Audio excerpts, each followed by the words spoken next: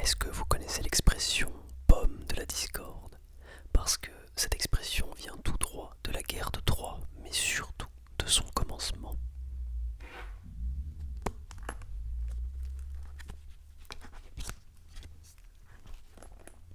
Avant toute chose, sachez que la guerre de Troie est beaucoup fantasmée. Encore aujourd'hui, on ne sait pas vraiment si elle a vraiment existé ou non. Moi, c'est ce côté fantaisique qui me plaît énormément et que j'ai décidé de vous raconter aujourd'hui.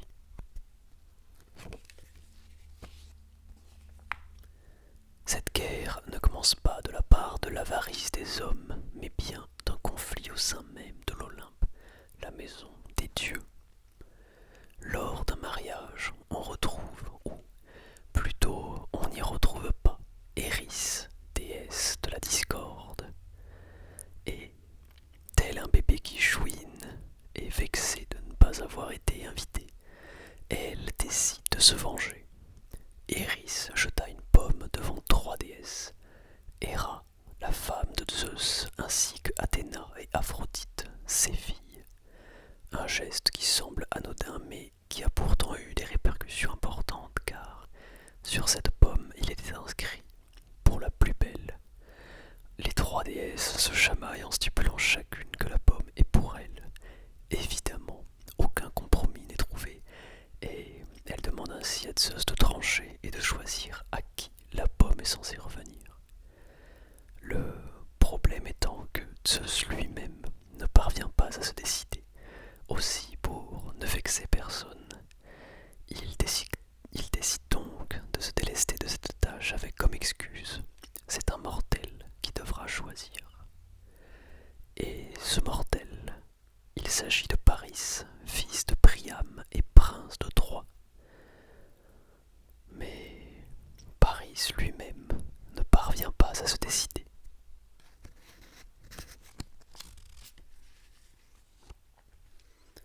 Alors, pour essayer de s'accaparer le titre, Héra lui dit que si elle est désignée comme étant la femme la plus belle, alors elle lui donnera un royaume dont aucun autre mortel n'en a jamais possédé. À cela, c'est Athéna qui s'interpose avant même que Paris n'ait eu le temps de répondre. Paris, si tu me désignes comme la plus belle, je te rendrai invincible au combat.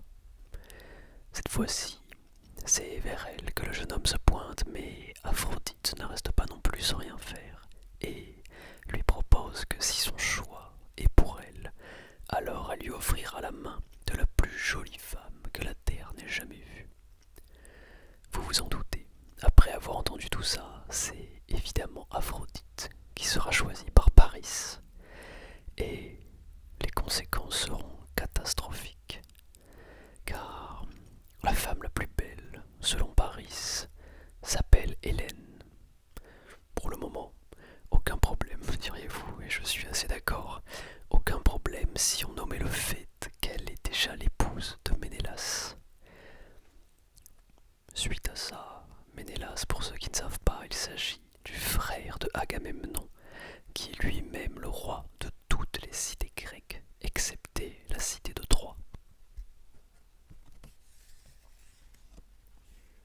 Comprenez donc que nous sommes dans un contexte sous quelques tensions et, évidemment, ce qui devait arriver arriva. Lors d'une soirée où Ménélas est absent, Paris kidnappa Hélène et la ramena chez lui à Troie. Ménélas rentre alors dans une colère noire lorsqu'il apprend la nouvelle et part directement voir son frère Agamemnon afin de raser Troie et récupérer son épouse.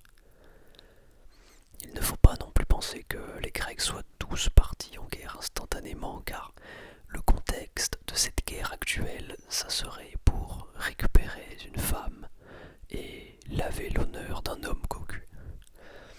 Mais c'était sans compter sur l'impact que les dieux avaient sur les hommes, car, si vous vous rappelez bien, deux déesses sont loin de porter Paris dans leur cœur. Héra et Athéna, les deux déesses que Paris a refusé de donner la pomme. Et c'est lors d'une bonne nuit de sommeil pour Agamemnon qu'il reçoit la visite des déesses dans ses rêves. Agamemnon, roi des Grecs, pourtant Troie devrait cette cité ne sera pas prise, tu ne seras jamais le roi des rois. C'est décidé pour lui. Lors de son réveil, il choisit de rassembler les rois des autres cités grecques afin de se lancer d'assaut sur Troie.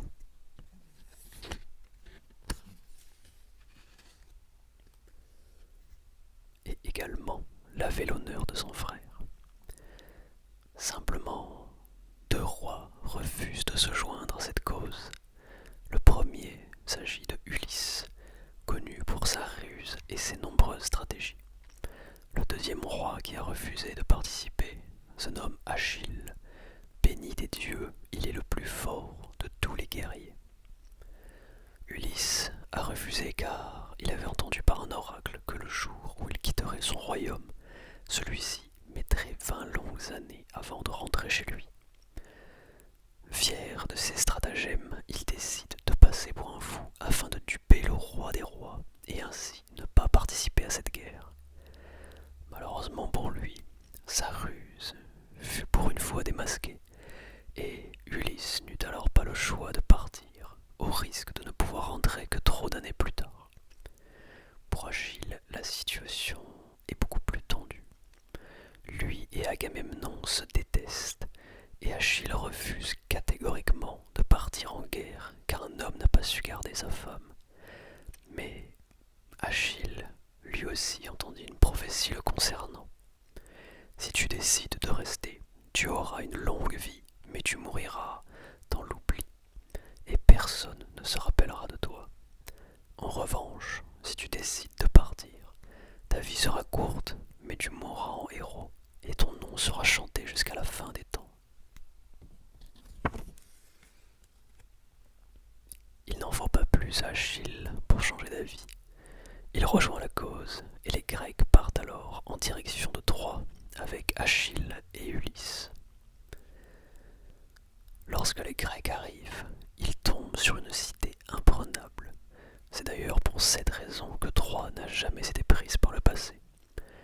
Certains dieux prennent un parti, alors que d'autres se rangent de l'autre côté. On peut retrouver Apollon par exemple qui décide de donner son soutien aux Troyens. Zeus en revanche, pour le dieu des dieux, il décide de ne rien faire car partisan de la paix. Les deux camps se battent à égal, mais beaucoup d'événements lors de cette guerre sont importants de noter, et le premier fut à cause de Agamemnon lui-même. Il y eut une grande peste qui frappa le camp grec, et selon un devin, cette peste s'agissait de la colère de Apollon. Mais la question qu'on pourrait se poser, c'est pourquoi les Grecs se sont mis ce dieu à dos? Tout simplement car Agamemnon avait capturé Chryséis, qui est la fille d'un prêtre de Apollon, et il refusait de la rendre à son père. Les rois grecs somment alors Agamemnon de rendre Chryséis afin de calmer la colère de Apollon et mettre un terme à cette peste. Le roi des rois hésite forcément, mais finit par accepter avec une seule et unique condition. Il décide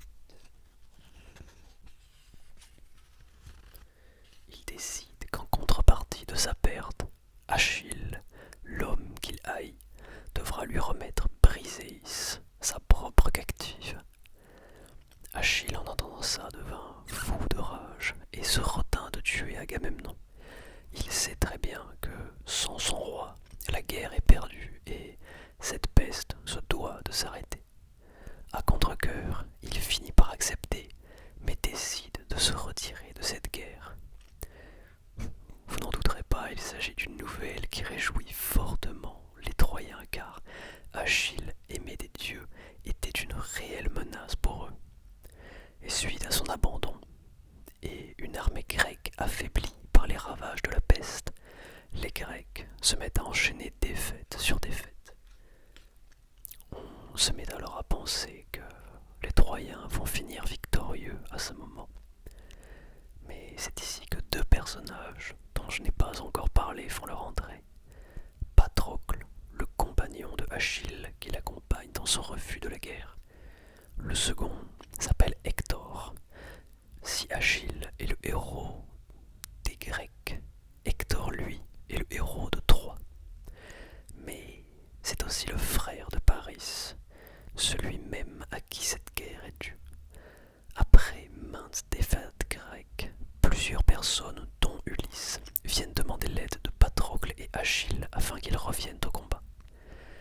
Achille reste de marbre, mais son compagnon, lui, se sent mal pour toutes les pertes côté grec. Il décide donc de retourner au combat. Malheureusement pour lui, et bien que la stratégie d'Ulysse soit gagnante, son adversaire n'est autre que Patrocle, que Hector. L'adversaire de Patrocle n'est autre que Hector. Et il n'est malheureusement pas de taille face à cet homme, mais il engage quand même la poursuite des troupes menées par Hector. Et ça sera sous ses coups que Patrocle perdit la vie.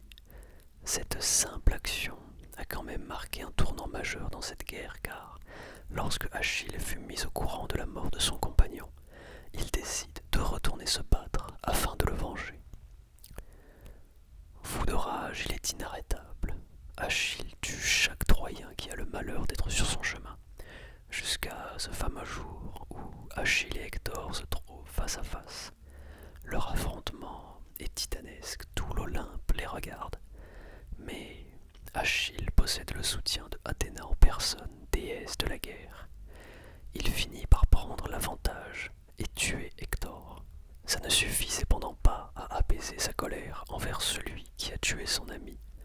Il attache le cadavre de Hector à un char et le traîne dans la poussière tout autour de la cité de Troie.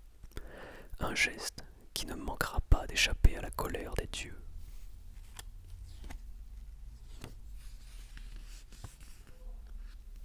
C'est dans ce contexte que Ulysse vient avec l'idée qui mettra fin à cette guerre et dont vous connaissez tous, le cheval de Troie.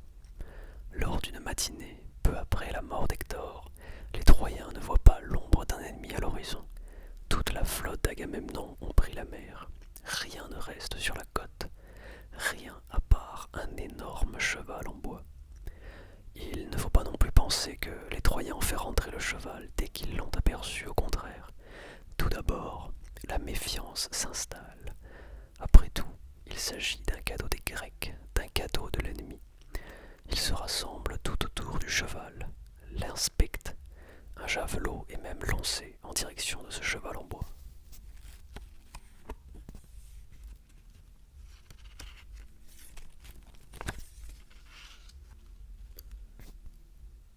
Pourtant, malgré le lancer de javelot et tous les soupçons, rien ne se passe. Rien à part un oracle qui fit son entrée. Il explique que ce cheval est une offrande à Athéna, déesse de la guerre, et que si la construction est aussi grosse et grande, c'est pour empêcher les Troyens de l'emmener à l'intérieur de leur cité. Mais avant de partir, il ajouta une dernière chose. Si par miracle les Troyens arrivent à le faire rentrer, alors ils seront un jour les conquérants de toute la Grèce. Il n'en suffit pas plus aux Troyens pour se mettre au travail, et avant la fin de la journée, le cheval en bois est en plein cœur de Troie.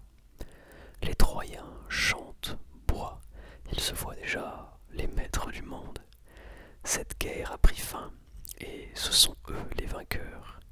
Pourtant, quand tout le monde dort, une trappe s'ouvre du cheval, et c'est Ulysse ainsi que toutes ses troupes qui en sortent.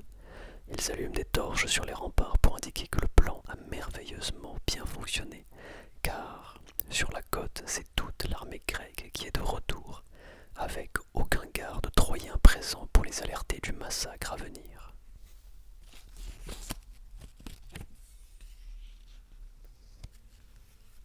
La cité est attaquée de l'intérieur comme de l'extérieur. Les Troyens n'ont aucune chance et Priam, roi de Troie, fut égorgé devant l'autel de Zeus. Malgré l'épouvante, Paris réussit miraculeusement à décocher une flèche en direction de Achille. Flèche guidée par Apollon, et celle-ci se figea directement dans son talon, son seul point faible. Achille mourut et la prophétie fut accomplie. Son nom sera chanté à tout jamais. Bien que Paris réussit l'impossible, la bataille est ingagnable côté troyen. Ils finissent par céder, et les Grecs, menés par Agamemnon, sont les vainqueurs. Pourtant, lorsque Ulysse prépare son bateau pour rentrer chez lui, aucun signe de triomphe n'est visible sur son visage. L'oracle lui avait annoncé que s'il partait un jour de son royaume, celui-ci mettrait 20